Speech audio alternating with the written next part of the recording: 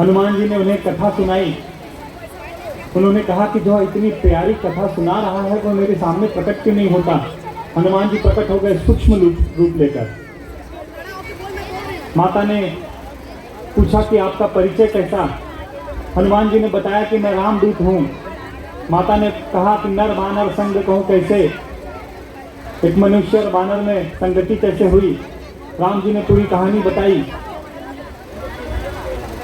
माता ने अपने दुख बताए। हनुमान जी ने प्रभु के दुख बताए।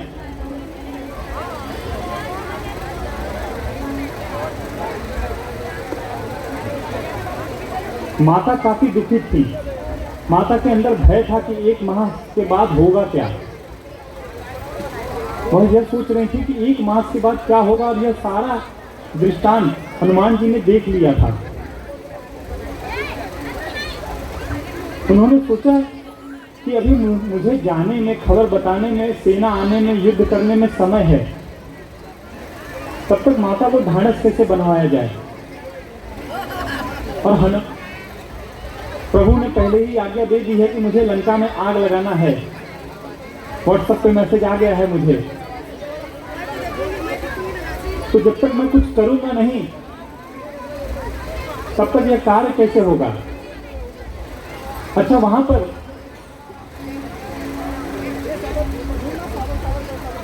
माता ने कहा कि प्रभु ने हनुमान जी ने बताया कि प्रभु पूरी सेना लेकर आ रहे हैं, और हनुमान जी थे इतनी से।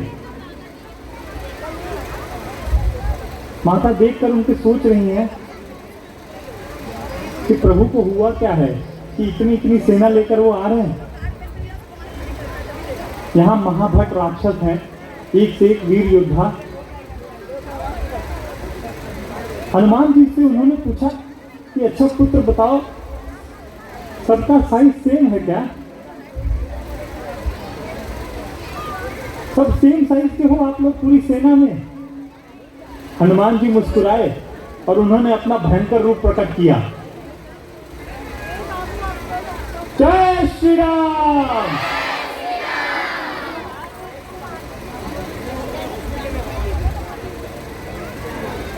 और हनुमान जी का रूप देखकर माता प्रसन्न हुई। माता ने कहा अब ठीक है, अब थोड़ा हिम्मत आ गया, समझ में आ गया कि चलो ठीक है। हनुमान जी ने कहा माता मैं आया हूँ, रास्ते में कहीं खाया भी नहीं हूँ, बहुत भूख लगी है।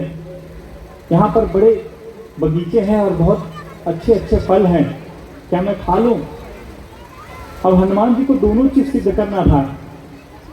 वो समझ गए कि माता के अंदर भय है, सेना की ताकत का भय है। रावण ने कटु वचन बोल के गए हैं, उसकी पीड़ा है। हनुमान जी ने कहा कि मैं जाऊं, सेना आए, अवधि लगेगी, तब तक संताप के लिए, इनकी शोक निवारण के लिए मुझे कुछ प्रयोजन करना चाहिए। उन्होंने कहा मैं फल जाकर खाता हूँ। माता ने कहा वहाँ रखवाली बड़े रजनीचर करते हैं, बड़े राक्षस करते हैं। हनुमान जी ने कहा कि मुझे उनका भय नहीं है, मुझे बस आप आज्ञा दे दीजिए। माता ने उन्हें आज्ञा दी। हनुमान जी पहुंच गए वाटिका में। वहां पहुंचकर पहले वह फल खाने लगे। जो रखवाले थे, उनका जो मेन लीडर था, हमारे गांव में पहले हम जब जाते थे गर्मी की छुट्टी में, अमूमन इसी समय जाया जाता था। अब तो कोई नहीं इतना करता है, लेकिन वहाँ पर बहुत बड़ा एक बगीचा था, बहुत घना बगीचा था, और पूरे गांव की अमराई वहाँ पर थी। और हमारा यहाँ से जाने के बाद ड्यूटी यही रहती थी कि सुबह उठकर चले जाओ आम अगुर में। दोपहर में छुट्टी मिलती थी, आकर घर पे खाओ और फिर चले जाओ। हमारी दादी घर पे रहने नहीं देती थी कि कोई तोड़ लेगा, कोई तोड़ लेगा।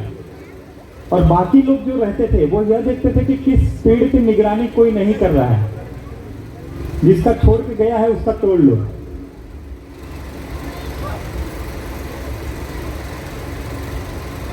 और जब बंदर आते थे, बंदरों का झुंड आता था, तो एक लग्गी होती थी बड़ी सी बांस की, वह लेकर सब दौड़ते थे और अपने अपने पेड़ों से सब भगाते थे।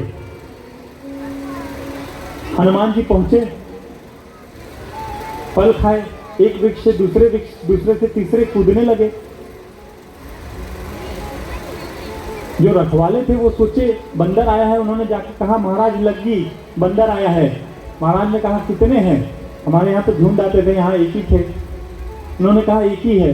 तो बोले खाने दो, कुछ खाएगा छोड़कर चले जाएगा, और क्या, एक बंदर है, क्या उसके लिए परेशान होना। अच्छा, हनुमान जी देख रहे हैं, बोल रहे अरे इनको तो फर्क ही नहीं पड़ रहा है।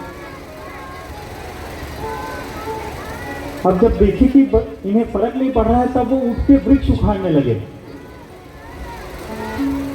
फिर भाग के गए, बोले महाराज, बोले हाँ, बोले अरे बंदर तो वृक्ष उखाड़ रहा है। तो लीडर था, बोला तुरंत पकड़ो उसको, तुम बताने आए हो, जाओ जल्दी पकड़ो। अच्छा, ये पकड़ने गए। अब लीडर बोल रहा है खबर नहीं आ रही है, दूसरे को भेजा। वह दोनों जान गए। उसमें से एक भागते हुए आया, महाराज दो मर चुके हैं और मैं जान बचाकर आया हूं, क्या हुआ? फिर वो पकड़ पकड़ कर सबको मार रहा है। वो कहा चलो, ये भी गए, इनको भी पीटा गया।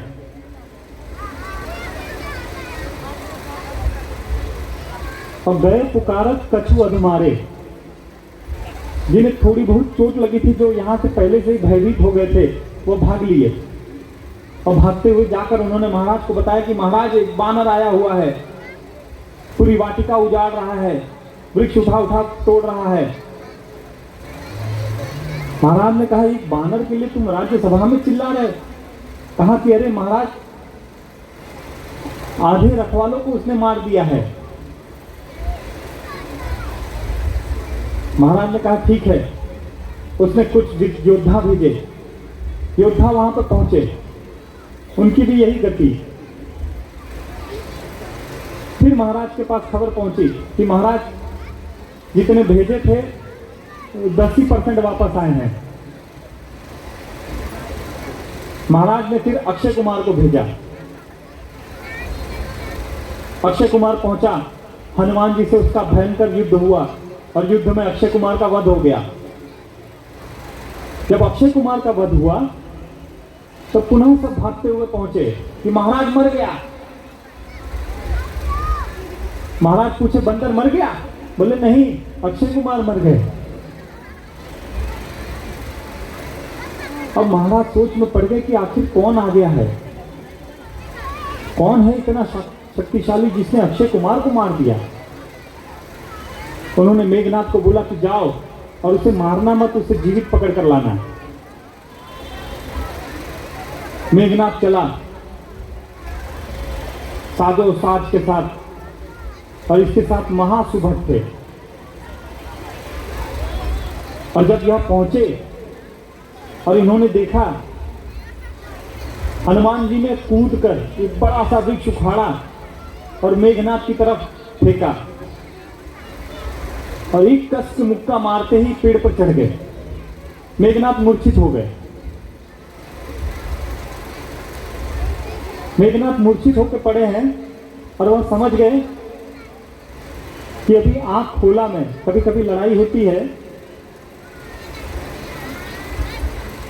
तो उसमें एक पार्टी जो कमजोर पड़ती है ना, वो तुरंत बेहोश होकर गिर जाती है कि सामने वाला डर जाए कि मर गया है क्या है।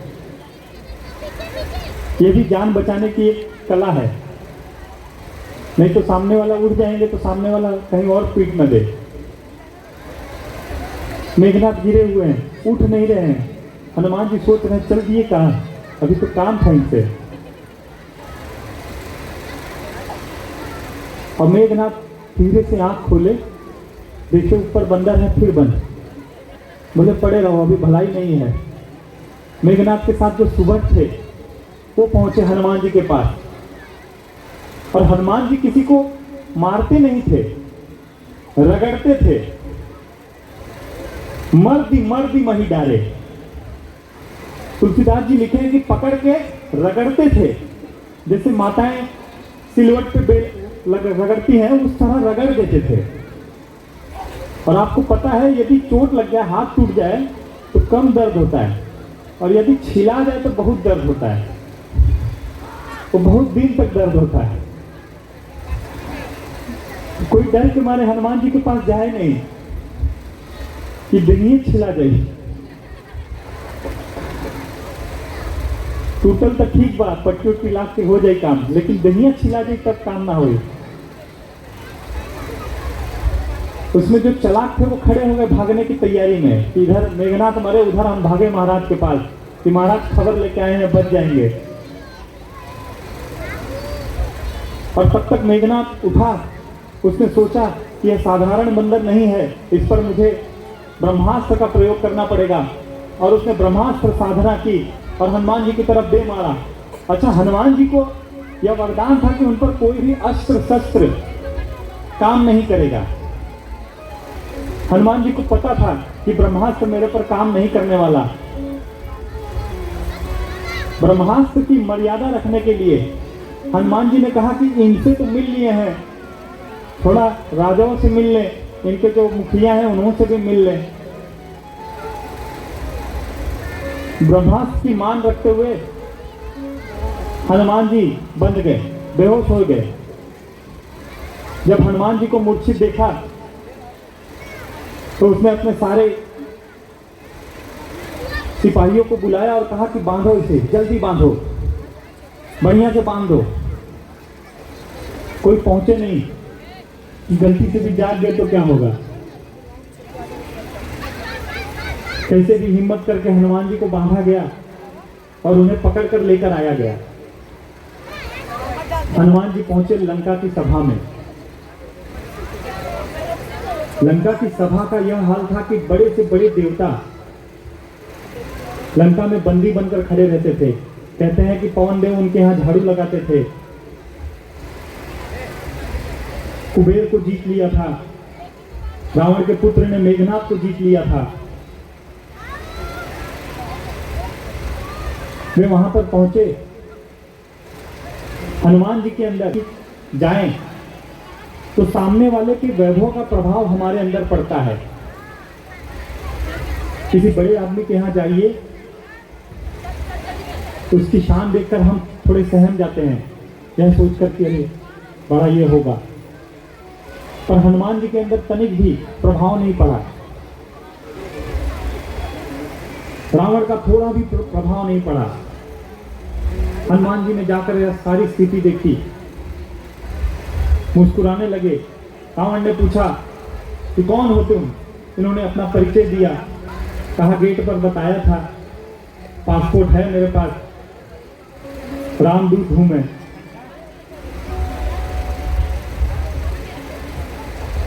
रावण ने पूछा कि क्यों मारा तुमने हमारे सैनिकों को? हनुमान जी ने कहा मैंने किसी को नहीं मारा, मैं तो बंदर हूं, स्वभाव से ही उछल कूद करने की आदत है मेरी। उछल कूद कर रहा था, दो चार वृक्ष आपके उखड़ गए और उस पर इन्होंने मुझे मारा। तो जिन मोहि मारा ते मैं मारे, जिसने मुझे मारा मैंने सिर्फ उसी को मारा है, आप पूछ लीजिए। महाराज पूछे सही है? बोले हाँ हाँ महाराज सही है। हम लोग दूर खड़े थे, हम लोग बच गए।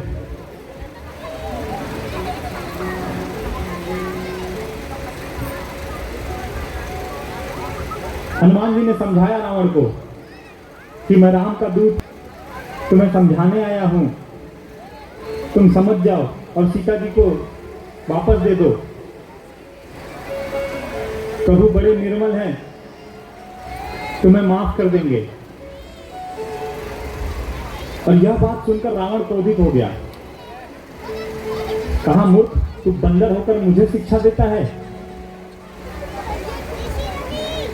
तेरी मृत्यु निकट आ गई है। अच्छा, मृत्यु को रावण भी ज्ञानी था, हनुमान जी भी ज्ञानी थे। जब यह संवाद चल रहा था तो मृत्युदेव को लगा कि हनुमान जी आज ही इसका वध कर देंगे, और वह आकर खड़ी हो गई हनुमान जी से आज्ञा लेने के लिए। वह खड़ी है हनुमान जी से आज्ञा लेने के लिए। रावण ने भी देख लिया और रावण देखकर हर्षित हो रहा है कि यह आई है हनुमान जी के लिए, और वह कह रहा है कि तेरी मृत्यु निकट आ गई है।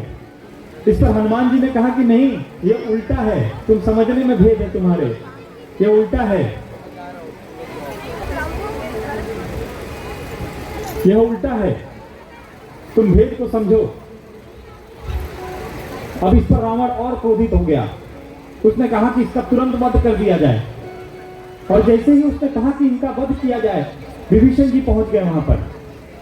विभीषण जी आए, रावण से विनय किया, कहा कि दूत को मारना उचित नहीं है, इसे कुछ सजा दे दी जाए। अच्छा, सजा की बात निकली तो हनुमान जी घबरा गए।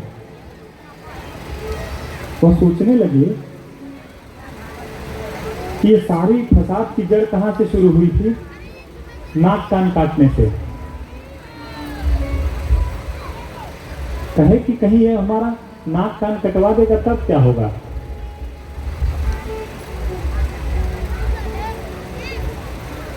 एक जगह तुलसीदास जी ने लिखा है कि जब रावण विचार करने लगा कि क्या किया जाए, तब हनुमान जी अपनी पूंछ को हिलाते थे और उसको पकड़कर खूब सहलाते थे, और फिर रावण की तरफ इस तरह देखते थे और फिर अपनी पूंछ सहलाना शुरू कर देते थे। रावण की तरफ देखें, पूंछ को देखें, रावण की तरफ देखें, पूंछ को देखें। रावण सोचने लगा कि इसको अपनी पूंछ से बड़ा लगाव है, बहुत प्रेम है। अच्छा, यहां पर हनुमान जी सोचे कि पूंछ तो मैंने दिखा दी, कहीं पूंछवा नहीं कटवा दे।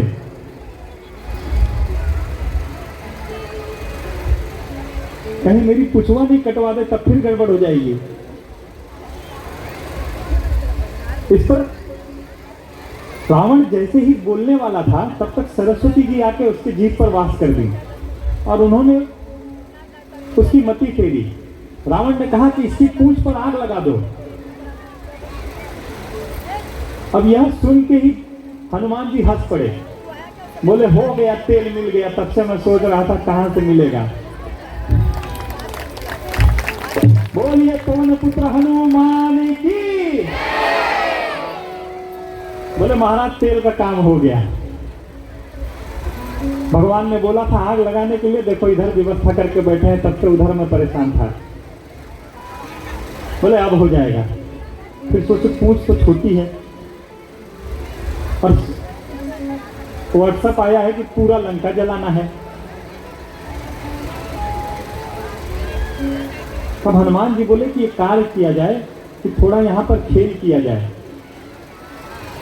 अरे सब भगवान थोड़ी ना दी हैं, कुछ हमनियों की करनी पड़ी। तो लगे पूंछ बढ़ाने।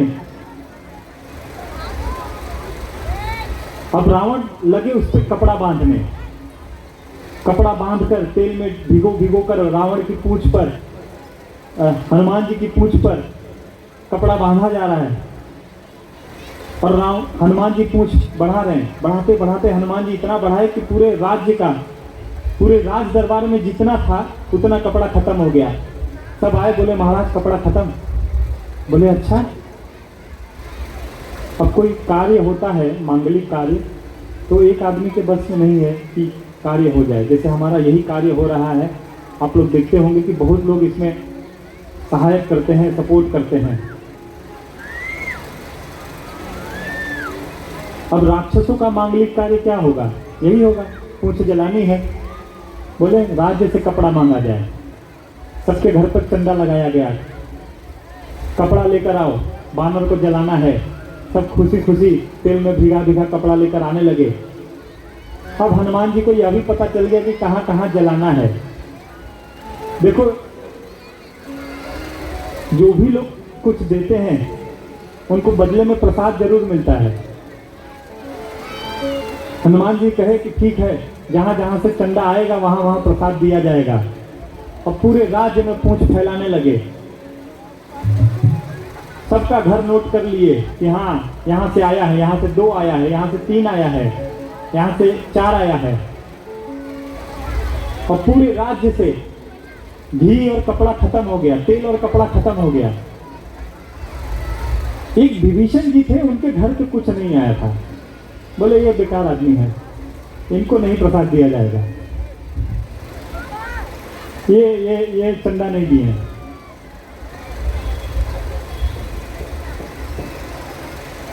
अब आग लगाई गई और जैसे ही आग लगाई गई, हनुमान जी ने जहां जहां से चंदा आया था वहां वहां विधिवत प्रसाद पहुंचा दिया। पूरी लंका जलने लगी। रावण ने बादलों को आज्ञा दी कि बारिश हो, और उसी समय भगवान की प्रेरणा से, देखिए कहते हैं 49 प्रकार की हवाएं होती हैं, वह सारी हवाएं चलने लगी। बादल ठहर ही नहीं पाते थे और देखते ही देखते सारी लंका जल गई। यह कहानी शिव जी पार्वती जी को सुना रहे हैं।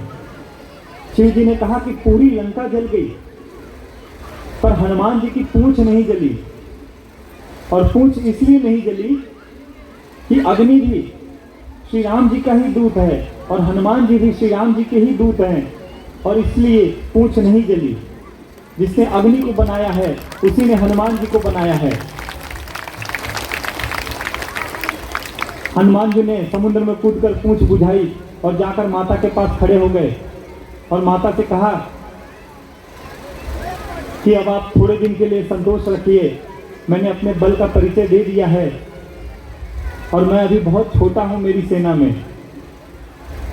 आप तनिक भी भ्रमित मत रहिएगा, मैं अभी जा रहा हूं और प्रभु की आज्ञा नहीं है, नहीं तो मैं आपको अभी लेकर चलता। लेकिन प्रभु ने कहा है, आज्ञा नहीं दिया है, मैं अभी जा रहा हूं और प्रभु को मैं तुरंत लेकर आऊंगा। और इतना कहकर हनुमान जी वापस मुड़ पड़े।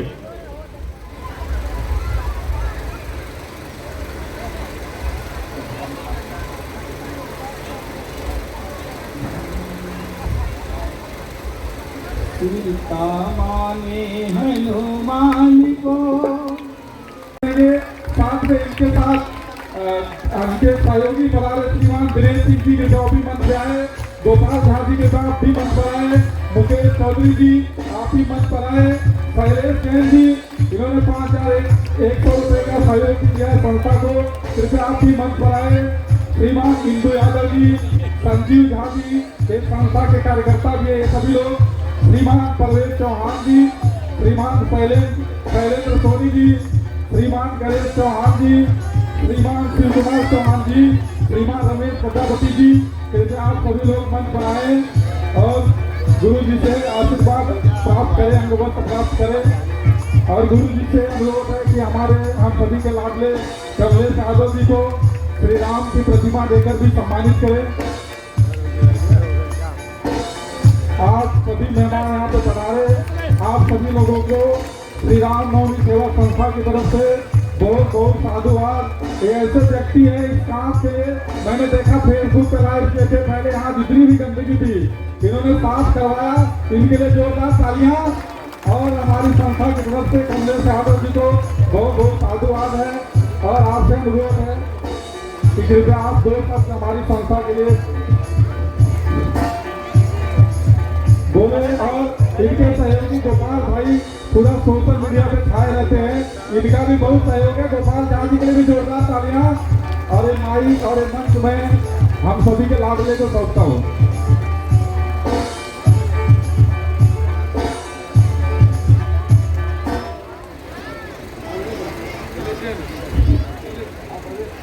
श्री रामनवमी सेवा संस्था की तरफ से आई हुई सारी माँ बहनों का मैं नमन करता हूँ, सबको नमस्कार करता हूँ।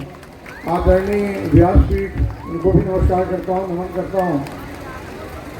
और सारे आयोजकों का, विशेष रूप से श्रवण भाई उनके सभी साथियों का, उन्होंने तमाम विपरीत परिस्थितियों में भी यहाँ भव्य राम कथा का आयोजन किया, बहनों को एकत्रित किया, बहनों को बैठने की इस गर्मी में भी अच्छी व्यवस्था की।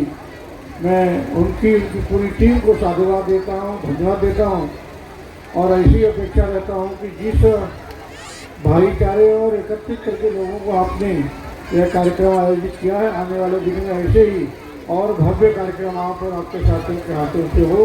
भगवान राम की कृपा, भगवान श्री हनुमान जी की कृपा हम सभी पर, इस पूरे परिसर पर बनी रहे, ऐसी भगवान श्री राम के चरणों में प्रार्थना करता हूँ। और फिर से मैं आई हुई सारी बहनों का, सारी माताओं का खूब खूब धन्यवाद देता हूँ कि आज अगर सनातन धर्म जिंदा है, सनातन में हम सभी एकत्रित होकर के भगवान की कथाओं का श्रवण कर पाते हैं, तो वह किसी की वजह से होता है, आप बाप माता और बहनों की वजह से होता है।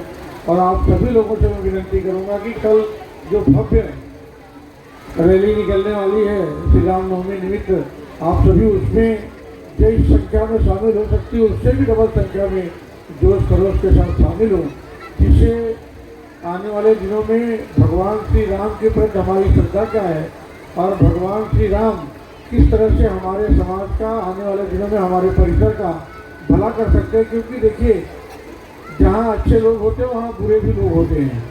तो बुरे लोगों को यह संदेश जाए कि भगवान राम में वह ताकत है, भगवान श्री राम में वह शक्ति है, भगवान श्री राम वह व्यक्तित्व है जो आने वाले दिनों में अपनी ताकत से पूरे परिसर को, सारे लोगों को कहीं ना कहीं जो जरूरत पड़ेगी उसको पूरा कर सकते हैं। फिर से आप सभी को खूब खूब धन्यवाद। बोलो सिया बलरामचंद्र की, पवन सुत हनुमान की, गंगा मैया की, सरजू मैया की, जय श्री राम। बहुत बहुत धन्यवाद कमलेश भैया को, साधुवाद और एक जोरदार तालियां। इलेक्शन नहीं हुआ इसलिए मानिए, इलेक्शन होगा फिर कैसे करेंगे, जोरदार ताली।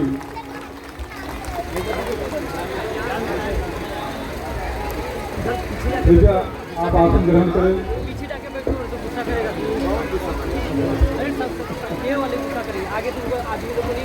साथ ही साथ मातृशक्ति से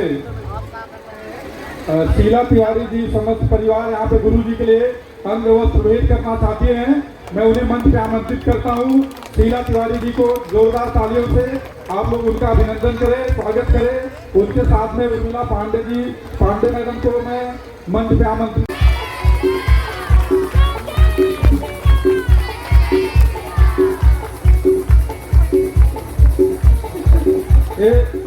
शीला तिवारी जी ने इस संस्था का बहुत साहस बढ़ाया, बहुत मेहनत किया और कर रही है, और मुझे लगता है करती भी रहेगी। इनके लिए जोरदार तालियां बजती भी रहनी चाहिए।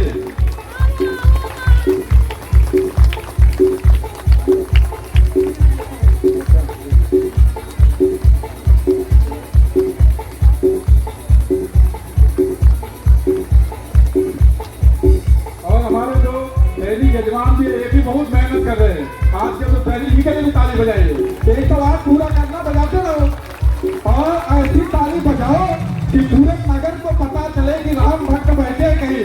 ऐसी ताली मत बजाओ कि मच्छर मार रहे हैं, ऐसी ताली बजाओ कि लगे कि भगवान के भक्त ताली बजा रहे हैं। ताली से भजन कर लो, है ना। कृपया आप सभी लोग अपना अपना आसन ग्रहण करें। आज कथा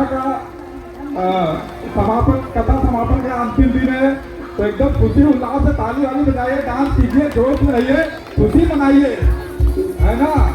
अभी तो राम जी रावण का वध करके अयोध्या ही आने वाले हैं। ये फूल सब बना देंगे गुरु जी के। अभी जोरदार तालियां।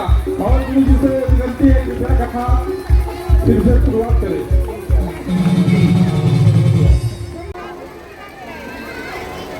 हनुमान जी वापस आ रहे हैं, लंका जला के जा रहे हैं ना, तो वापस आना हुआ ना। जहां से गए थे वहां वापस आ रहे हैं, तो आना ही हुआ ना। देखिए, प्रमाण आप सबको पता है। बोलिए सियावर रामचंद्र की। पीछे वालों की आवाज थोड़ा कम आ रही है। सियावर रामचंद्र की। अब ठीक है। हनुमान जी की कथा है और गर्जना होती रहनी चाहिए ताकि उनकी शक्ति का आभास होता रहे।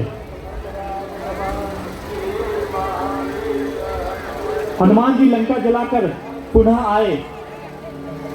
जब साथियों ने देखा तो वह हर्षित हो गए कि प्रभु ने जान बचा दिए, हम लोग के प्राण बच गए। यह खबर पहुंची श्री राम जी तक।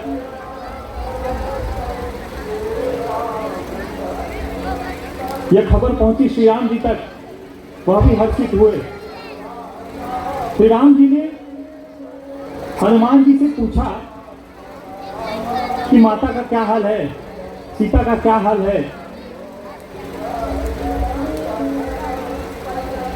हनुमान जी ने कहा कि प्रभु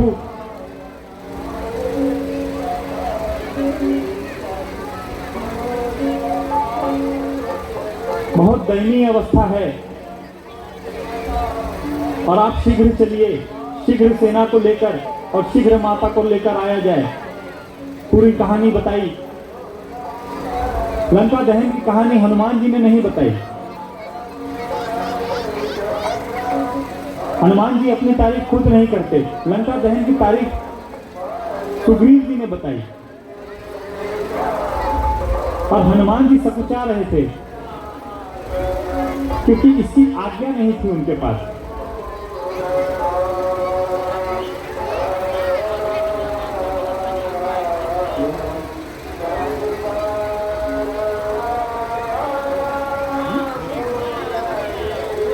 इसकी आज्ञा नहीं थी उनके पास।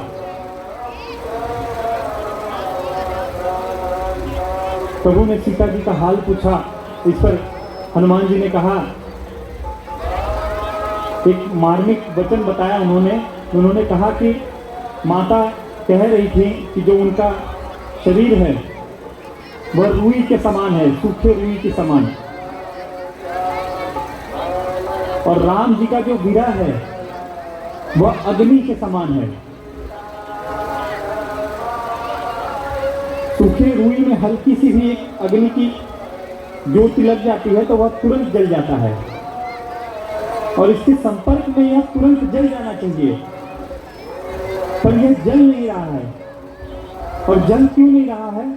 क्योंकि जो मेरे नेत्र हैं वह अपने हित के लिए, उसे अभी भी लालसा है कि प्रभु के दर्शन होंगे, इसलिए वह अश्रु बहा रहे हैं, जिससे वो रुई गीली हो जा रही है और वह जल नहीं रही है।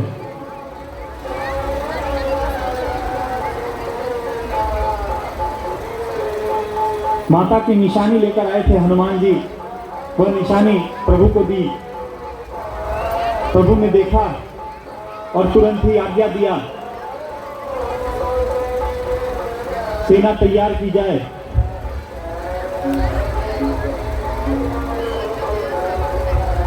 प्रभु की सेना तैयार हुई और सेना ने प्रस्थान किया दक्षिण की ओर।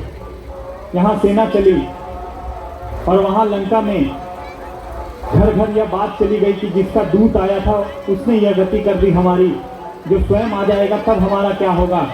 राजा मूर्ख हो गया है, इसे समझ नहीं आ रहा है। यह बात मंदोदरी ने सुना। मंदोदरी ने जाकर रावण को समझाया कि जो आप जिससे बैर ले रहे हैं वह साक्षात परमेश्वर है, आप उससे बैर न लीजिए।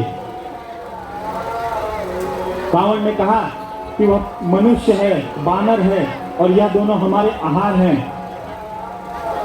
हमें तो खुश होना चाहिए। मैंने तो त्रिलोक को जीता है, तुम्हें मेरी शक्ति की आभास नहीं है और तुम शत्रु का गुणगान कर रही हो।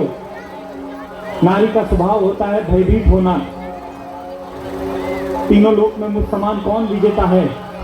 कौन है जिसने रावण को जीता है? और यह जो है बानर और मनुष्य, यह तो परमात्मा ने हमें घर बैठे आहार दिया हुआ है। घर बैठे हम भोजन प्राप्त हो रहा है।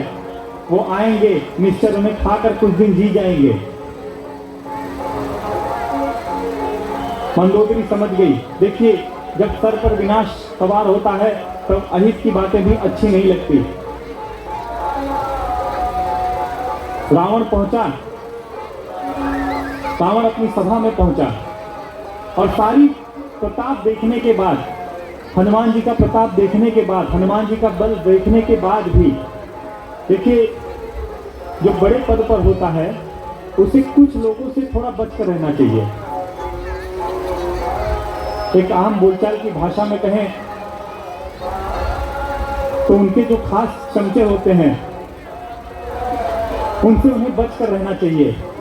और यह उस व्यक्ति के विवेक पर निर्भर करता है, क्योंकि वह किसी भी समय उसकी तारीफ करते रहते हैं, यथास्थिति नहीं बताते।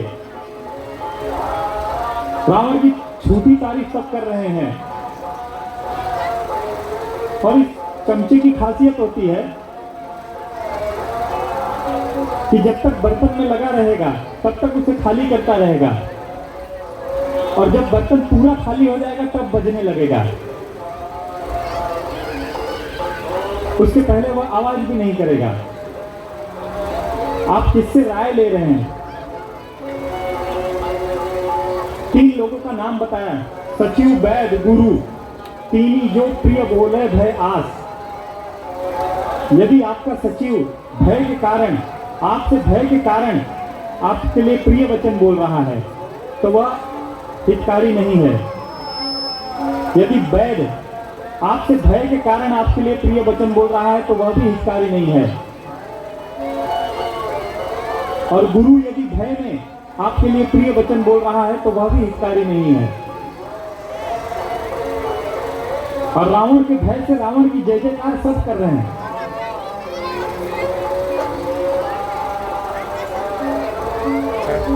पूरी सभा में विभीषण आए, उन्होंने रावण को समझाया कि आप जिससे शत्रुता ले रहे हैं वह साक्षात परमेश्वर हैं, आप त्याग दीजिए। जब विभीषण समझाने लगा तब रावण ने उसे लात मारी और राज्य से निकाल दिया। देखिए, कहानी सुनाता हूं मैं कि परिवार जो होता है, ऐसा भी संभव होता है कि कभी न कभी किसी के भाग्य से कुछ चल रहा होता है। 4 व्यक्ति थे, वह चल रहे थे, पद यात्रा कर रहे थे, और जब वह चलते थे तभी बिजली की गर्जना होती थी, और जैसे ही वो पैर रखे वैसे ही बिजली कड़के। उन्होंने सोचा हो ना हो हम में से किसी के लिए यह बिजली कड़क रही है, क्योंकि जब हम चल रहे हैं तभी बिजली कड़क रही है। उन्होंने कहा कि हम इसे परखेंगे। पहले व्यक्ति को कहा कि सब अब तुम आगे चलो और जाकर कुछ दूर पर खड़े हो जाना। वह व्यक्ति आगे गया, बिजली नहीं चमकी। फिर दूसरे व्यक्ति ने सोचा कि अब मैं चलता हूं। वह व्यक्ति चल के उस व्यक्ति के पास पहुंचा, बिजली फिर नहीं चमकी। तीसरा व्यक्ति भी वहां पर पहुंच गया, बिजली नहीं चमकी। चौथा व्यक्ति भयभीत हो गया और सोच में पड़ गया कि लगता है मेरे लिए ही चमक रही है और मैं चलूंगा और बिजली गिरेगी। और उसने जैसे ही आगे पग रखा, जो आगे 3 खड़े थे उन पर बिजली गिर गई। इधर गोस्वामी जी कहते हैं कि रावण जब ही विभीषण त्यागा, भयो विभव भव तब ही अभागा। पूरी लंका को बचाने के लिए एक विभीषण ही थे वहां पर, जिसकी वजह से लंका में बिजली नहीं गिर रही थी। और जैसे ही उसने विभीषण का त्याग किया, उस दिन से लंका में अभाग शुरू हो गया।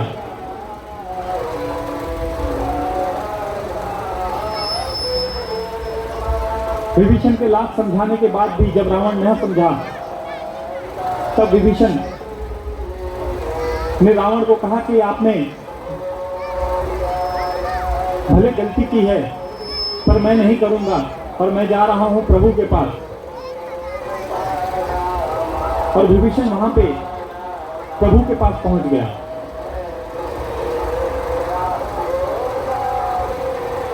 यहां पर जब विभीषण पहुंचा, द्वारपालों ने उसे रोक लिया।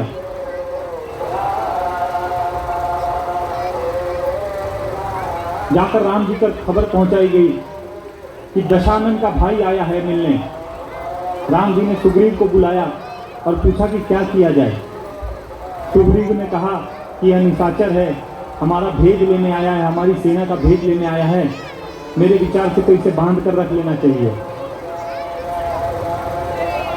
प्रभु श्री राम भक्त वात्सल्य हैं, उन्होंने कहा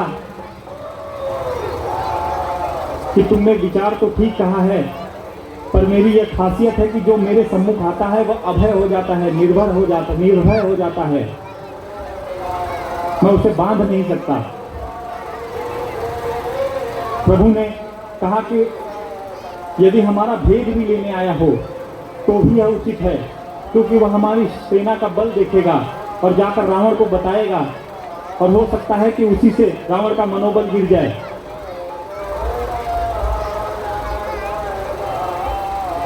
और यदि कुछ अन्यत्र भी हुआ तो लक्ष्मण इतने समर्थ हैं कि वह एक ही बाण में पूरे धरती में सारे निशाचरों का नाश कर सकते हैं। तो किसी भी हाल में हमारी ही जीत है, आप उसे बुला लीजिए। सब आदर के साथ विभीषण को लेकर आया गया प्रभु के साथ सामने। विभीषण ने देखा प्रभु को और जाकर प्रभु के चरणों में गिर पड़ा।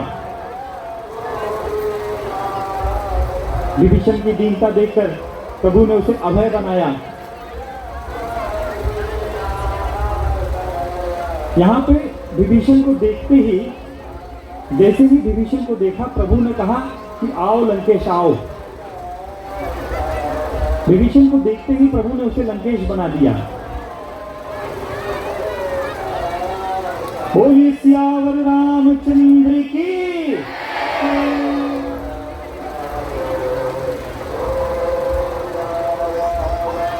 भगवान ने कहा कि वह उपाय किया जाए जिससे सेतु बांधी जाए। विभीषण से राय मांगे गए। विभीषण ने कहा कि प्रभु, यह सागर जो है यह आपका कुलगुरु है, इसे पहले विनय करना चाहिए। यहाँ पर भगवान ने 3 दिन प्रार्थना की समुद्र से, और विभीषण जब आया था तो विभीषण के पीछे रावण ने अपने गुप्तचर भेजे थे। उन्होंने जब रावण का यह स्वभाव देखा, वह छुपकर वहां पर बैठे थे वानरों के भेष में। जब राम जी का यह स्वभाव देखा तो वह अपना रूप भूल गए और अपने असली रूप में आ गए। यह देखकर वानरों ने उन्हें पकड़ लिया और पकड़कर उन्हें मारने लगे। उनकी चीख पुकार देखकर उन्होंने चिल्लाया कि जो हमें मारेगा उसे प्रभु श्री राम की कसम।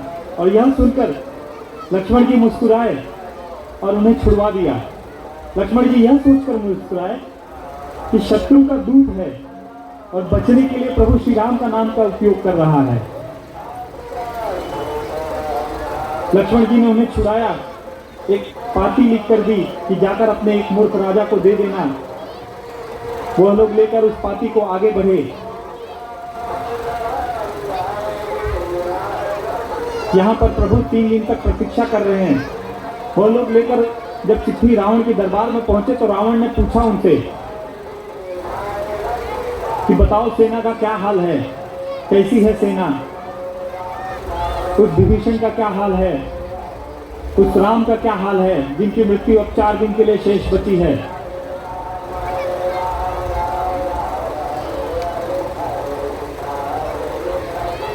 तब दूतों ने बताया कि महाराज, जो बंदर हमारे यहाँ आया था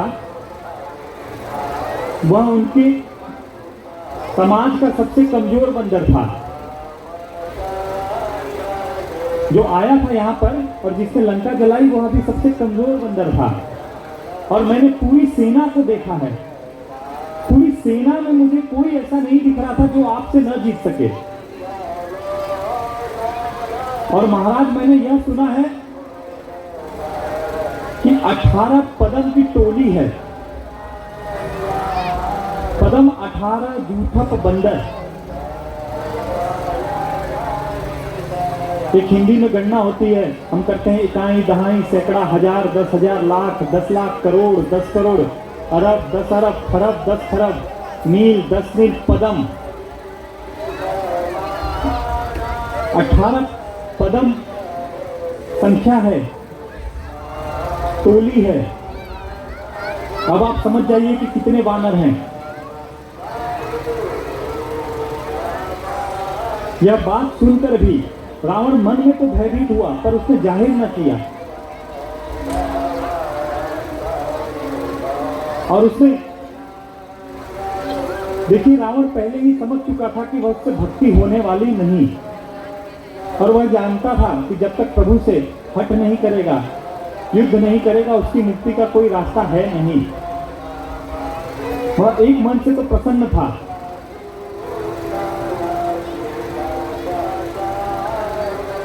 और अभी भी शंकित था कि कहीं यही भगवान है। यहाँ पर रावण सोच रहा है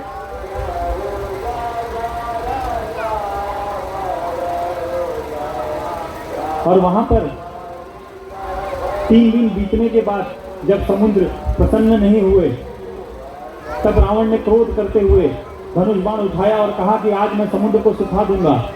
यहाँ पर भगवान हमें एक सीख देते हैं कि सठ सन विनय कुटिल सन प्रीति। जो सठ है, जो मूर्ख है, जो जिद्दी है, उसके साथ विनय नहीं अपनाना चाहिए। कुटिल व्यक्ति के साथ प्रेम व्यवहार नहीं रखना चाहिए। जो स्वाभाविक कंजूस है, उसे किसी की ख्याति नहीं बतानी चाहिए। जो ममता में है, जो माया में घुमा है, उसे ज्ञान की कहानी नहीं बतानी चाहिए। इनको यह चीज बताने का फल कैसा प्राप्त होगा, जैसे बंजर भूमि में बीज बोने का फल प्राप्त होता है।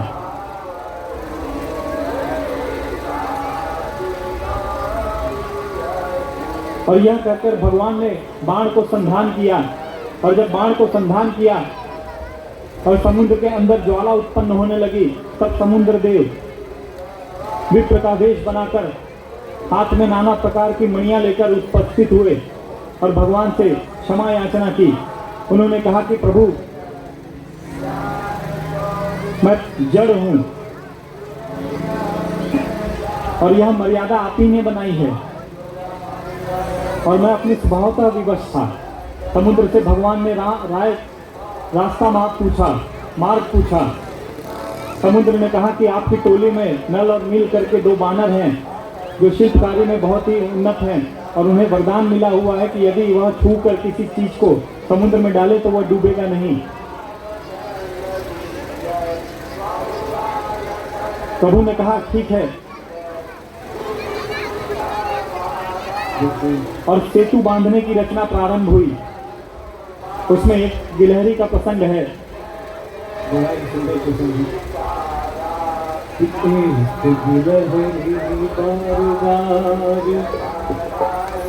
सागर में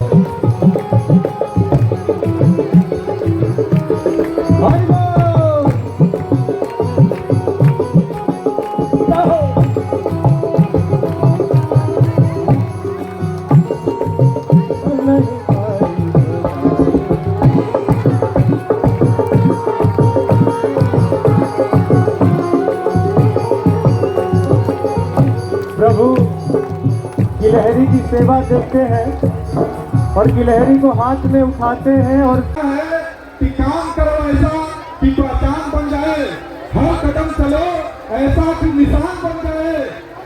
इस दुनिया में जिंदगी तो सभी जी लेते हैं, जिंदगी जियो ऐसा कि मिसाल बन जाए। ऐसे व्यक्ति को मैं यहाँ पे इन्वाइट करूंगा जिन्होंने इस संस्था को बनाया, उनकी सोच है और उनके लिए मैं सारी अगर बोलना हो तो मैं बोलूंगा उनके लिए कि हाथी घोड़े 3 तलवारें, फौज अगर तेरी सारी हो, भला जंजीर में जकड़ लो राजा को, तेरा राजा हरदम सच्चा। ऐसे व्यक्ति को मैं यहाँ पे आमंत्रित करूंगा। आप सभी लोगों के जोरदार तालियों से यूथ आइकॉन, युवा दिलों की धड़कन, जिनकी रगों रगों में हिंदुत्व का खून बहता है, ऐसे दमदार लीडर को मैं यहाँ पे आमंत्रित करने जा रहा हूँ। लाल सिंह राजपुरोहित की जोरदार तालियां उनके लिए, लाल सिंह राजपुरोहित के लिए जोरदार तालियां। और उसके यहाँ पे और भी मेहमान आए हैं, प्रोफेसर दिनेश यादव जी, अजय पाठक जी, पूजा पाठक जी, विजय यादव जी, राहुल पाल जी, नितिन पवार शाखा प्रमुख है, उन्हें भी मैं मंच पे आमंत्रित करता हूँ। गणेश पवार जी शाखा प्रमुख है, उन्हें रामकिशन चौहान, रामू भाई, ये भी बड़े जिद्दी आदमी रामू भाई, इनको भी जो चाहिए होता कर्मों से छीन लेते हैं। तो जोरदार तालियां इन सभी महानुभावों से मैं उन्हें मंच पे आमंत्रित करता हूँ और गुरु जी से निवेदन करता हूँ कि अंगवस्त्र देकर इस संस्था के संस्थापक लाल सिंह राजपुरोहित जी का अंगवस्त्र देकर सम्मान करें। साथ ही जिनकी रगों में हिंदुत्व खून में बहता हो तो उन्हें राम जी की प्रतिमा भी देकर सम्मानित करें। और करो। लाल सिंह राज पुरोहित जी, ये जो संस्था है श्री राम नवमी महोत्सव संस्था, इसके संस्थापक भी हैं। एक जोरदार तालियां आप सभी लोगों की तरफ से और हमारी संस्था की तरफ से लालू भाई को बहुत बहुत साधुवाद है, बहुत बहुत अभिनंदन है।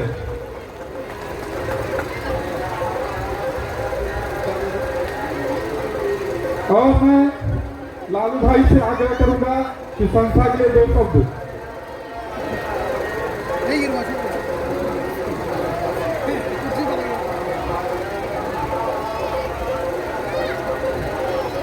जय श्री राम, जय श्री राम, जय जय श्री राम, जय श्री राम, जय श्री राम, जय जय श्री राम। आज अंतिम दिन है रामनवमी, मतलब कल रामनवमी है और लगातार गुड़ी पड़वा से ये पर्व स्टार्ट हुआ था। आज कथा का समापन है और बड़ी तादाद में माताओं बहनों ने इसको मतलब सहयोग किया। इस कथा का आयोजन सफल हुआ, ये कहने में कोई यथाशक्ति नहीं, मतलब ये नहीं होगा कि बहुत अच्छा कार्यक्रम हुआ और ऐसे कार्यक्रम और होने चाहिए। खास करके ये जो रामनवमी महोत्सव सेवा संस्था क्या है, और भी नई नई संस्थाएं आ रही है मार्केट में। मैं बोलना चाहूंगा कि हिंदुओं में बंटवारा नहीं होना चाहिए।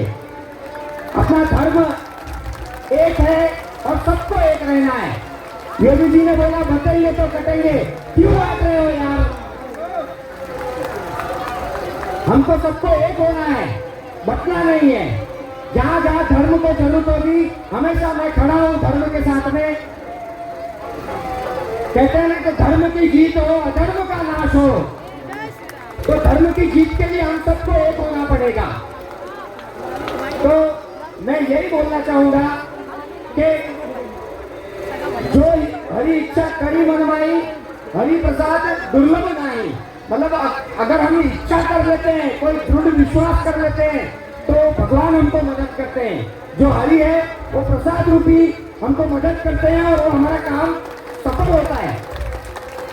तो ये भी एक सोच थी, इस सोच को सोचा और इस सोच को एक उसमें लाया। और ये आज मैं देख रहा हूँ कि बहुत अच्छा प्रोग्राम हो रहा है, आगे भी ऐसे प्रोग्राम होने चाहिए। कल भी रामनवमी का पर्व है, मैं सबको बोलना चाहूँगा कि बड़ी तादाद में महिलाएं वहाँ आनी चाहिए। इस आयोजन को सफल बनाना है। हर साल अपन आयोजन सफल बनाते हैं, हर साल रामनवमी बड़ी धूमधाम से मनाते हैं। आगे भी यह कर्म चलता रहना चाहिए। बोलो जय श्री राम।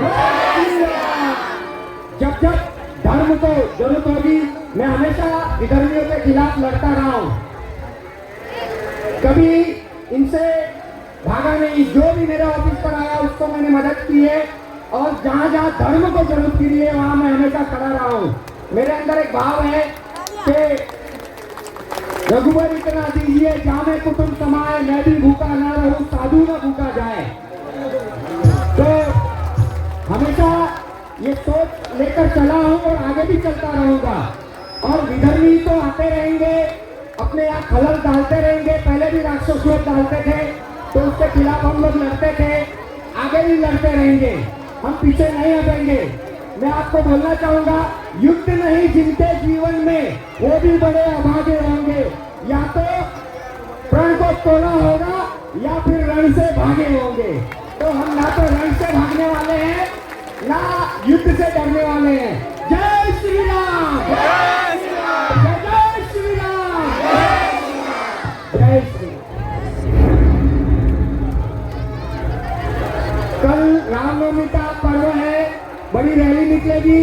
सभी माताओं बहनों से मेरी गुजारिश है कि 3 बजे आप सब लोग अपने परिवार को लेकर मंदिर पर आना है और इस कार्यक्रम को सफल बनाना है। जय श्री राम। बहुत बहुत धन्यवाद लाल सिंह राज पुरोहित जी को। वो एक मैं अपनी तरफ से बोलना चाहूंगा, बच्चे बच्चे में संभाजी राजे बनने की चाहत और हमारे 21वीं सदी के संभाजी राजे लाल सिंह राज पुरोहित, इनके लिए जोरदार तालियां। और निवेदन करता हूँ कि आप अपना आसन ग्रहण करें। और साथियों, और एक बहुत बड़ी हस्ती हमारे बीच में पधारी हुई है, जो एक सैद्धांतिक व्यक्ति और जो लोगों की समस्या सुनने के लिए, मदद करने के लिए, लोगों को आगे बढ़ाने के लिए हमेशा शिक्षक को प्लीज जोरदार तालियां स्पॉन्सर के लिए। हमारे गुरु भी है, हमारे रोल मॉडल भी है, इनके लिए जरा और दमदार तालियां होनी चाहिए।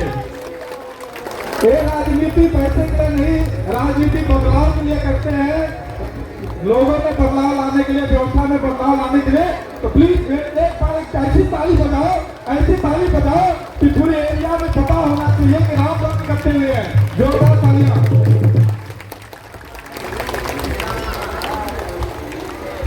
जय श्री राम।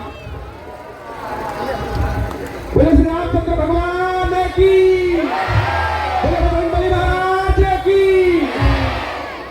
बोले श्री शंकर भगवान की। हम सबके बीच में कांग्रेस पार्टी के विधानसभा के पूर्व प्रत्याशी माननीय श्री यशवंत सिंह जी मंच पर उपस्थित हैं, जो कि संजय पी स्कूल के ट्रस्टी भी हैं। आप सभी लोग जानते हैं, आप सभी के बहुत सारे बच्चे उनके स्कूल कॉलेज में पढ़ते भी होंगे। आप सभी लोगों ने इनको पहले भी कथा में देखा होगा, सुना होगा। हमेशा राम कार्य में बढ़ चढ़ करके हिस्सा लेने वाले हमारे बड़े भाई माननीय श्री यशवंत सिंह जी, हमेशा जो भी राम का कार्य होता है, कहीं भी हम लोग बुलाते हैं, भैया हम सबके सहयोग के लिए हमेशा हम सबके बीच में खड़े रहते हैं। और यहाँ पे भी इस कथा में भी भैया ने 25,000 रुपए का योगदान दिया है। भैया का जोरदार तालियों से आप लोग सभी लोग स्वागत करिए, क्योंकि जैसे हमने बताया हमेशा राम काज में भैया बढ़ चढ़ करके हिस्सा लेते हैं, आज भी ले रहे हैं और आगे भी लेते रहेंगे। मेरी ऐसी अपेक्षा है और मैं चाहूंगा भैया अपने विचारों को आप सबके बीच में रखें। यहाँ पे मंच पर विराजमान गुरुजी, मैं आपको प्रणाम करता हूँ। और यहाँ पर माताएं, बहनें, भाई और बहनों, इस इतने बड़े मंच पर जहाँ पर राम कथा चल रही हो, जहाँ पर हम सब श्रवण कर रहे हो राम कथा की, ऐसे मंच पर आना, गुरुजी से आशीर्वाद लेना और अपने विचारों को रखना, ये अपने आप में ही परिपूर्ण हो जाता है। राम जी को हम क्या कहते हैं, भी आपने शुरू से जो कथा सुनी होगी, भगवान थे राम। राम जी क्या थे, भगवान थे या पुरुषोत्तम थे? पुरुषोत्तम श्री राम, पुरुषों में जो सबसे उत्तम हो। और उनको गुरुजी मैं केवल 1 मिनट लूंगा, अगर वो पुरुषोत्तम थे, मैं बहुत ज्यादा समय नहीं लूंगा, अगर वो पुरुषोत्तम थे तो उसकी केवल और केवल क्यों पुरुषोत्तम थे वो? क्योंकि उन्होंने हमेशा अपने माता और पिता, क्योंकि मैं शिक्षक भी हूं, इसलिए मैं इस मंच से आपको बताना चाहता हूं, यहाँ पर जो बच्चे होंगे इसलिए पुरुषोत्तम बने हो क्योंकि उनके माता ने और उनके पिता ने उनको जो भी आदेश दिया, उस आदेश को उन्होंने पूर्णतः उसका पालन किया, इसलिए वो पुरुषोत्तम हो। तो इसलिए बच्चों में केवल आपको एक मैसेज देना चाहता हूं इस मंच से, कि आपके माँ और पिताजी या आपके माता और पिताजी आज आपको नहीं पता है कि आपको क्या कह रहे हैं, आप शायद उस लायक भी नहीं होंगे। हम 10th पास हो जाते हैं, 10वीं पास हो जाते हैं, लगता है कि हमको पल निकल आया है, 11वीं 12वीं में जाते जाते इंजीनियर होंगे, डॉक्टर होंगे, आप बहुत बड़े पद पे पहुंच जाइए। लेकिन हमेशा एक चीज को ध्यान रखिएगा कि अगर आपको अपनी लाइफ में, अगर आपको सात्विक जीना है, अगर आपको राम की तरह अगर आपको बनना है और सीता की तरह अगर आपको बनना है, तो आपको केवल एक काम करना है अपनी लाइफ में। जो भी आपके माता और पिता कहते हैं केवल उस पे आप चलिए, देखिए आप कहां से कहां पहुंच जाते हैं। इस मंच से मैं आपको और एक संदेश देना चाहता हूं कि आप जो बच्चे यहां बैठे हैं, मैं केवल आपको ही बताता हूं बच्चों, हम गरीबी की मैं बात ही नहीं करता हूं। पैसे हमारे पास कम हो सकते हैं, पैसों से कोई गरीब और अमीर हो ही नहीं सकता। इसलिए आप हमेशा कोशिश करिए कि अच्छा से अच्छा आप एजुकेशन लीजिए और एक टॉप लेवल पे पहुंचिए, और जब उस टॉप लेवल पे आप पहुंच जाओगे तो न किसी तरह की कोई गरीबी होगी, न किसी तरह की कोई अमीरी होगी। आप लोगों ने इस ट्रस्ट के माध्यम से मुझे यहाँ पर बुलाया, आप लोगों ने मेरा स्वागत किया, मैं आप सभी लोगों का हार्दिक धन्यवाद देता हूँ। और इस मंच से जितनी भी मुझसे, मेरे परिवार से, सर जेपी ग्रुप से जितनी भी सेवाएं मैं कर पाऊंगा, पूरे परिवार के साथ मैं करने के लिए प्रतिबद्ध हूँ। धन्यवाद। धन्यवाद भैया, आपको बहुत बहुत साधुवाद, आप यहाँ पे पधारे। रुकिए।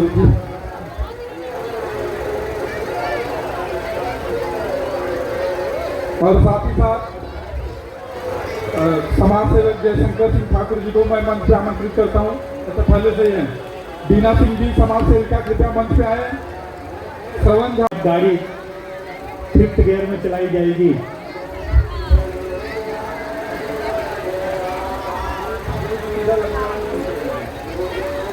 कथा का एक नियम है कि खंडित नहीं होनी चाहिए, तो हर प्रसंग को छूकर हम आगे बढ़ेंगे।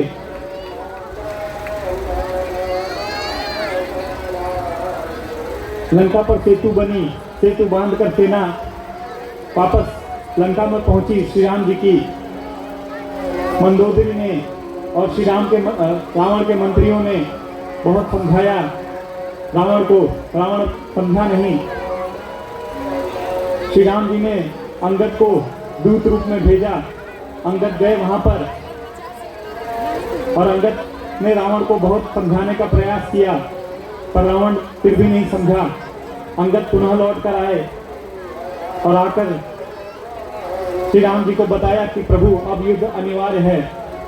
एक छोटी सी बात कहना चाहता हूं कि देखिए, धर्म के लिए प्रभु श्री राम को भी युद्ध करना पड़ा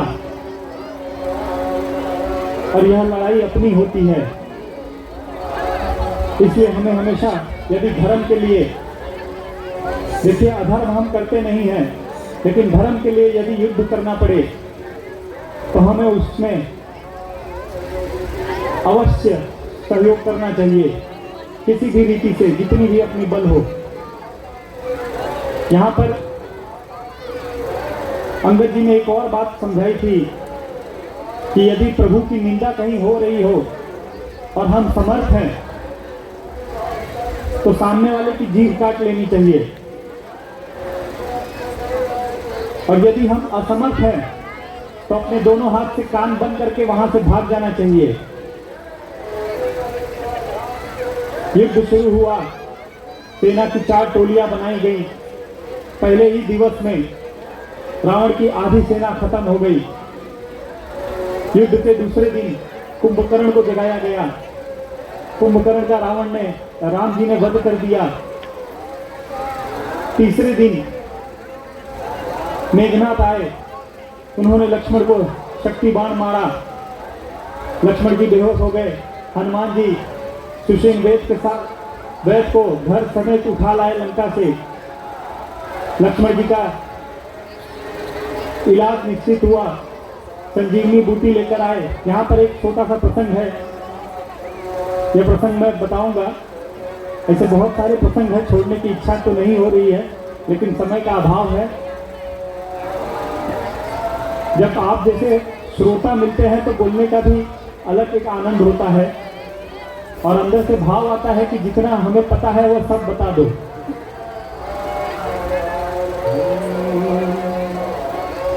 बड़ा ही सुंदर प्रसंग है। जब शक्ति बाण लक्ष्मण को लगती है तो भैया राम विलास करते हैं और कहते हैं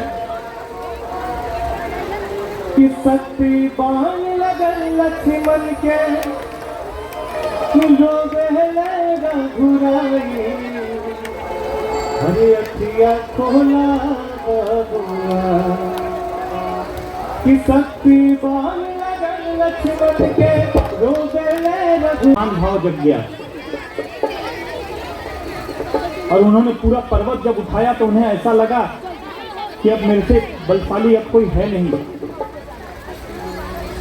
और नारद के प्रसंग में मैंने बताया था कि प्रभु भक्तों का अभिमान खा लेते हैं। और जैसे ही भरत हनुमान जी अयोध्या के ऊपर से गए पहाड़ लेकर, भरत ने नीचे से देखा, उन्हें लगा कोई निशाचर है, आक्रमण करने आ रहा है। उन्होंने एक बिना फण का बाण मारा, पहाड़ तो ऊपर ही रुक गया और हनुमान जी नीचे मूर्छित होकर गिरे। और जब वो गिरे तब राम राम कहते गिरे। भरत जी उन्हें उठा रहे हैं, उनकी मूर्छा नहीं खुल रही है, हनुमान जी उठ नहीं रहे हैं। भरत जी ने कहा, राम की दुहाई दी, तब हनुमान जी उठ गए, पूरा दृष्टांत समझाया। हनुमान जी ने सब बातें बताई भरत को। भरत ने कहा कि आप तुरंत शीघ्र बाण लेकर पहाड़ लेकर पहुंचो और मैं आपको अपने बाण पर बिठाकर वहां जल्दी पहुंचा दूंगा। हनुमान जी को तुरंत ध्यान में आया कि इतना बड़ा मैं, इतनी बड़ी वो पहाड़, एक छोटी सी बाण क्या कर लेगी। और अगले ही क्षण उनकी चेतना जगी और उन्हें दिखा कि उसी बाण से वह पर्वत हवा में लटक रहा है और उसी बाण से घायल होकर हनुमान जी नीचे गिरे हैं।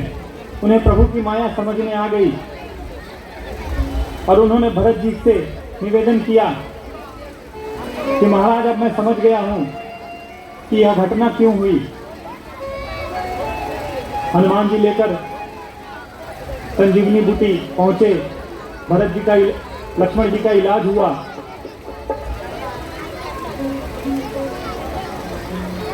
लक्ष्मण जी और राम जी को नागपाश में बांधे, वहां से हनुमान जी ने उन्हें गरुड़ जी को बुलाकर मुक्ति दिलाई।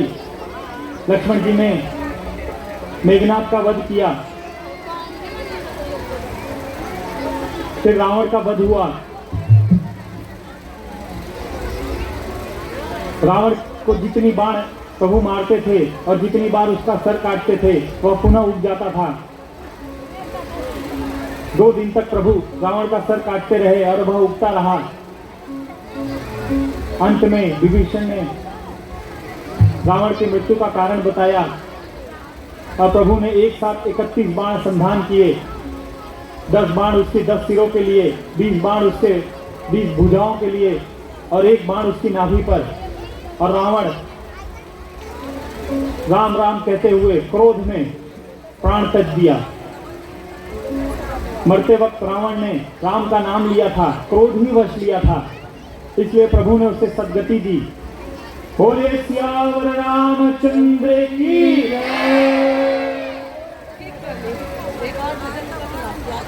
विभीषण को लंका का राज्य दिया गया। विभीषण का राज्य अभिषेक हुआ। बीच में एक लीला बताई थी कि सीता जी अग्नि में प्रवेश करके और अपनी प्रतिबिंब को रखा था जिसका रावण ने हरण किया था। प्रभु समझ गए कि अब हमारे पास समय नहीं है, जिस तरह हमारे पास समय नहीं है, एकांत मिलने वाला नहीं है कि मैं अग्निदेव से पुनः अपनी सीता को प्राप्त कर लूं। यहाँ से पहुंचते ही अयोध्या में मेरा राज्याभिषेक शुरू हो जाएगा और राज्याभिषेक अपनी पत्नी के साथ ही किया जाता है।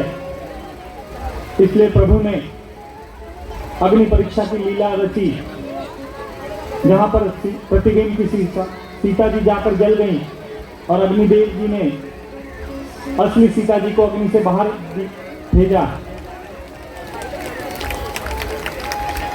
प्रभु यह समझ गए थे, भरत ने प्रण लिया था कि यदि अवधि की तिथि से आप एक भी दिन लेट आएंगे तो मेरे प्राण नहीं बचेंगे। प्रभु ने तुरंत हनुमान जी को भेजा कि जाकर भरत जी को बताओ।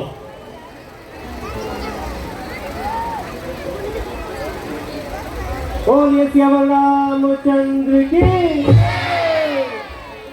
कि बजरंगी लाए खबरिया, राम आए नगरिया, बजरंगी लाए खबरिया, राम आए नगरिया, आए खबरिया, राम आए नगरिया, बजरंगी लाए खबरिया, राम आए नगरिया, आए नगरिया जी आए नगरिया, आए नगरिया हम आए नगरिया, आए नगरिया राम आए नगरिया, आए नगरिया राम आए नगरिया, बजरंगी आए खबरिया, राम आए नगरिया, बजरंगी आए खबरिया,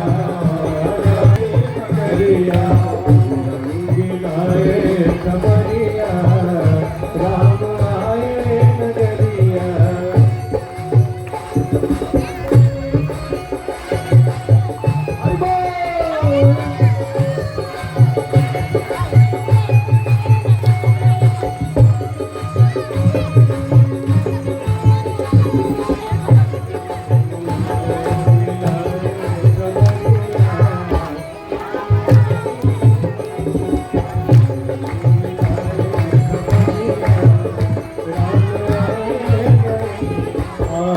पूजन सीती सूरत सुरगावत, पूजन सीती सूरत सुरगावत, सीता सहित अनुज प्रभु आवत, सीता सहित अनुज प्रभु आवत, सुनत बचन बिहसे सब टूटा, सुनत बचन बिहसे सब टूटा, कृष्णवंत जी साई पियूषा, कृष्णवंत जी साई पियूषा, भरत भैया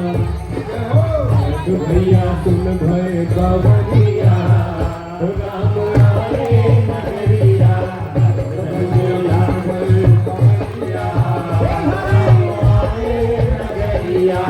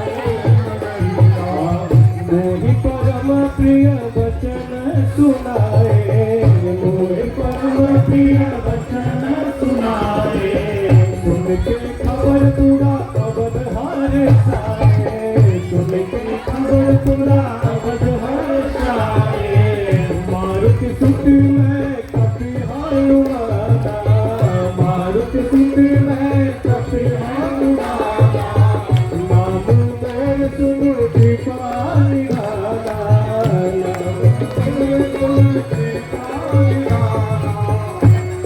दीपाली ले आए प्रभु की खबरिया, ले आए प्रभु की खबरिया, राम आते नगरिया। और आज 5 अप्रैल है, 5 अप्रैल, और ऐसा मानते हैं कि हम सभी लोग अयोध्या में बैठे हैं। ये अयोध्या नगरी है, जो गणेश नगर है, आपके लिए अयोध्या है। तो इस पंडाल के लिए गाना है। और 5 अप्रैल को हम सब जश्न मनाए, 5 अप्रैल को हम सब रामनवमी का जश्न मनाए। प्रभु राम जी है अयोध्या में आए, राम जी है अयोध्या में आए, जश्न मनाए। ओ 5 अप्रैल जश्न मनाए, अयोध्या में आए, अयोध्या में आए, अयोध्या में आए। सारा शहर को सबका सजाया, घर के घर में आज तो दीपक जलाया। ओ सारा शहर गजब का सजाया, घर में आज तो दीपक जलाया। कथा मैदान तो सजाया, घर में आज तो दीपक जलाया, घर में आज तो दीपक जलाया। हर एक घर में आज दीपक क्यों जलाया? अपने मोबाइल का तार जला लीजिए आप लोग। हर एक घर में आज दीपक जलाया क्यों? हो सनातन का रुतबा, सनातन का रुतबा को दिखाए। अयोध्या में आए, 5 अप्रैल को जश्न मनाए, प्रभु राम जी अयोध्या में आए। 5 अप्रैल को हम जश्न मनाए, प्रभु राम जी मैदान में आए। 5 अप्रैल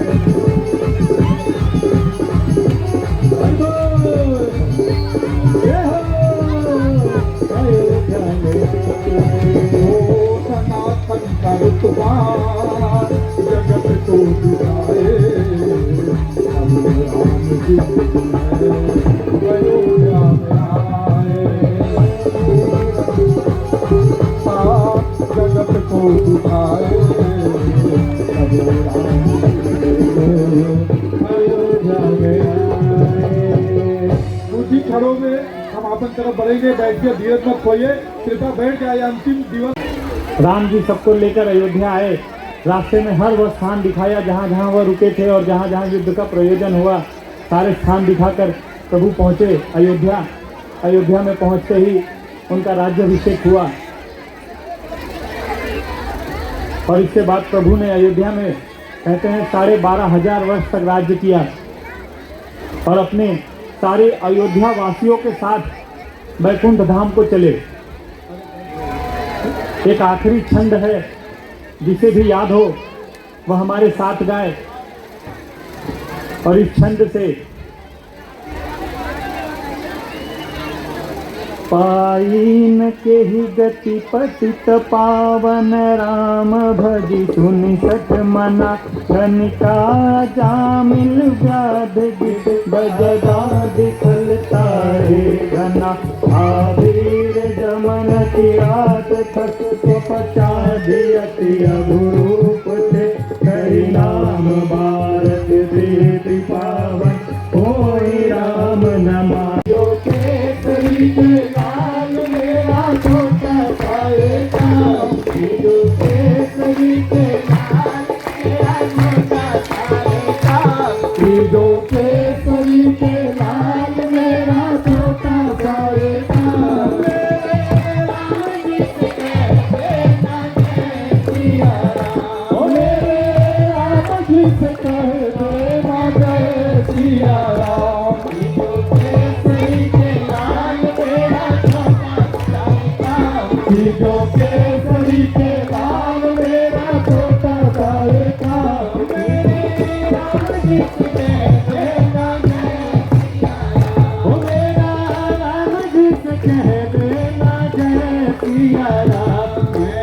राम संग जपता तुम्हारा सदा नाम, जय राम संग जपता तुम्हारा सदा नाम।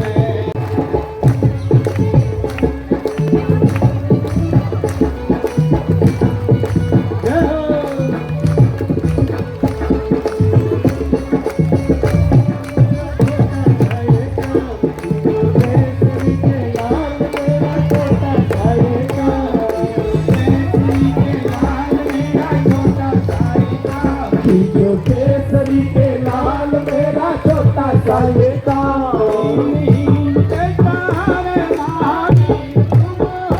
दीनहीन के सहारे महावीर तुम हो, दीनहीन के सहारे महावीर तुम हो, दीनहीन के सहारे महावीर तुम हो, भक्तों की जगह पे तकदीर तुम हो, अपने भक्तों की जगह पे तकदीर तुम हो, अपने भक्तों की जगह पे तकदीर तुम हो, अपने भक्तों की जगह पे तकदीर तुम हो।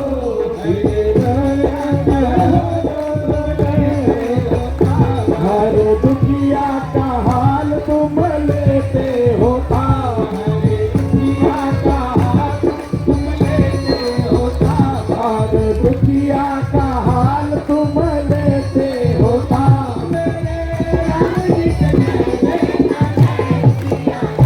मेरे राम जी से कह देना जय सिया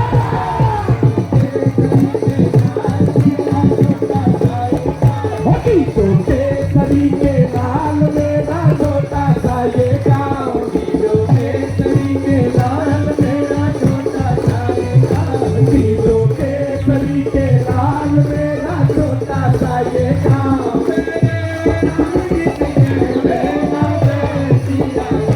मेरे राम जी से कह देना जय सिया राम जी से कह देना जय सिया राम, मेरे राम जी से कह देना जय सिया राम। मेरे राम संग जपता तुम्हारा सदा नाम, मेरे राम संग जपता तुम्हारा सदा नाम, राम संग जपता तुम्हारा सदा नाम, मेरे राम संग जपता तुम्हारा सदा नाम।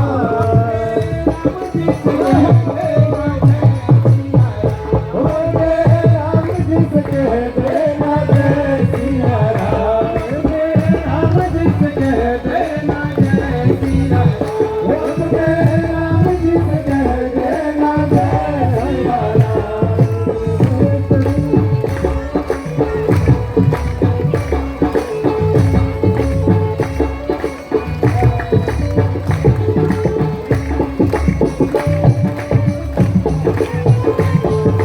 केसरी के लाल मेरा छोटा सा ये गाँव, केसरी के लाल मेरा छोटा सा ये गाँव, जो केसरी के लाल मेरा छोटा सा ये गाँव।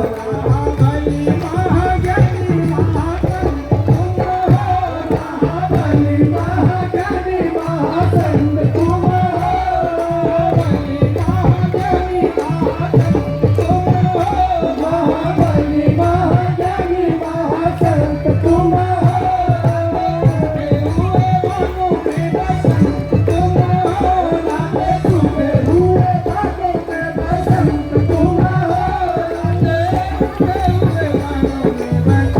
तुम हो, डूबे हुए बागों में बसंत तुम हो।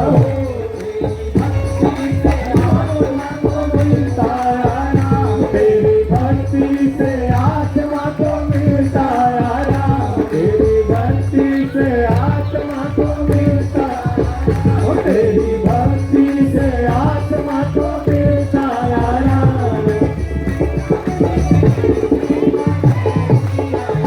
मेरे राम जी से कह देना जय सिया राम।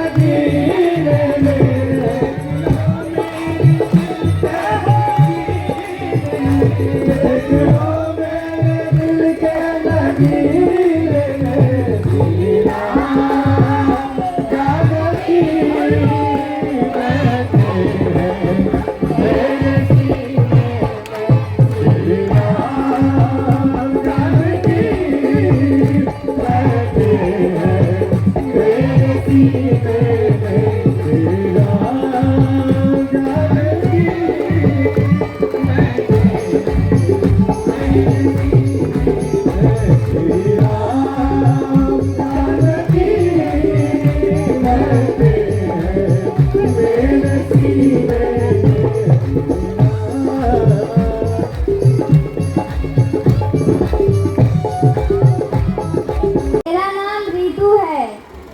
यहाँ मैं आपको एक श्लोक सुनाने जा रही हूँ। इस श्लोक में अर्जुन जी भगवान कृष्ण से प्रश्न पूछ रहे हैं। अतः के प्रयुक्त पाप चरति पुरुष अनक्षिपी वार्ष्णेय बाल जीव नियोजित। इसका अर्थ यह है कि हे विष्णुवंशी, मनुष्य न चाहते हुए भी पाप कर्मों के लिए क्यों प्रेरित होता है? ऐसा लगता है उसे उसमें बलपूर्वक लगाया जा रहा हो। इसका उत्तर भगवान श्री कृष्ण कहते हैं, काम एष क्रोध एष रजोगुण समुद्व महास्नो महापात्मा विद्ये वैरिडम। इसका अर्थ है, इसका कारण मनुष्य को रजोगुण के संपर्क में आने वाला काम है, जो बाद में क्रोध का रूप धारण कर लेता है और ये संसार का सर्वभक्षी पापी शत्रु है। धन्यवाद। हरे कृष्णा। हरे कृष्णा।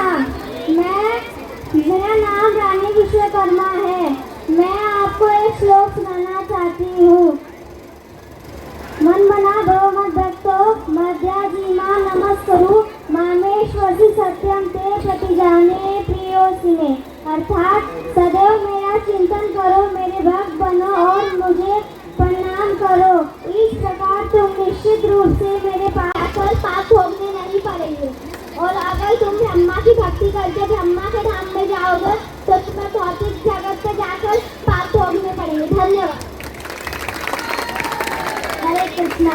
मेरा नाम है योगिता। आज मैं आपको एक श्लोक सुनाने जा रही हूँ। कर्मण्ये सदा सेत्ते मा फलेषु कदाचन मा कर्म फलहेतुर्भु भक्ति मुक्ति सर्वसिद्धि।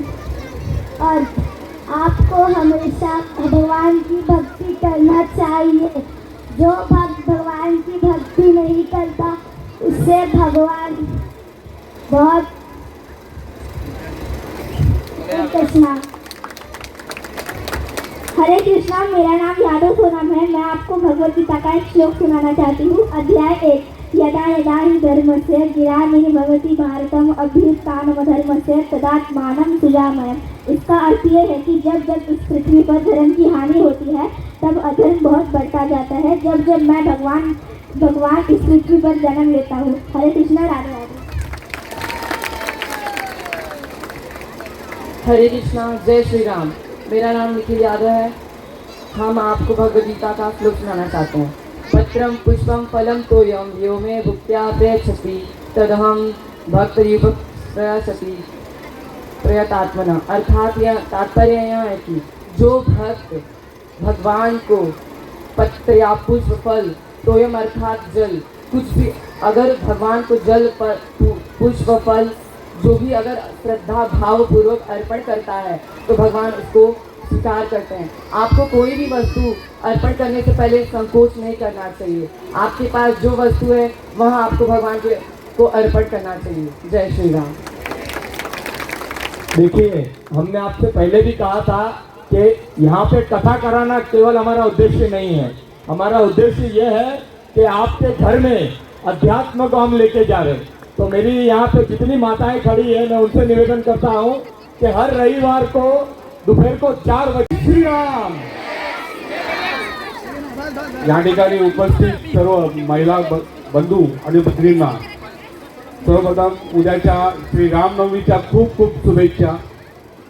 श्री रामनवमी निमित्त गेल्या वर्षाप्रमाणे याही वर्षी श्री रामनवमी महोत्सव जी संस्था आहे यांच्या वतीने या ठिकाणी रामकथेचं सुंदर असं आयोजन केलेलं, या ठिकाणी एवढं सुंदर नियोजन केले आहे त्याबद्दल रामनवमी सेवा संस्था आहे व आमचा श्रवण सिंग राजपुरोहित व त्याच्या सर्व टीमचं मी या ठिकाणी अभिनंदन करतो।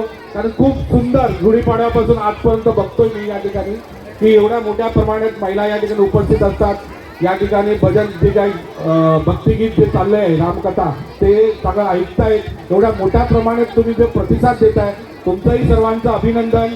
उद्या रामनवमी आहे आणि सालाबाद प्रमाणे गेल्या मला वाटतं 17-18 वर्षापासून आपण इथून जे आपल्या इकडे मिथला हनुमान मंदिर आहे तिथून श्री रामनवमी निमित्त एक मोठी पालखी मिरवणूकचं आयोजन करतो, शोभायात्राचं आयोजन करतो आणि मोठ्या प्रमाणात आपण त्यात सहभाग घेतातच, परंतु अजून मोठ्या प्रमाणात आपल्या इकडचे जे स्थानिक रामभक्त आहेत त्यांनाही आपण घेऊन यालच अशी अपेक्षा करतो आणि आपल्याला पुन्हा एकदा श्री रामनवमीच्या खूप खूप शुभेच्छा देतो। धन्यवाद। जय हिंद, जय महाराष्ट्र। बहुत बहुत धन्यवाद।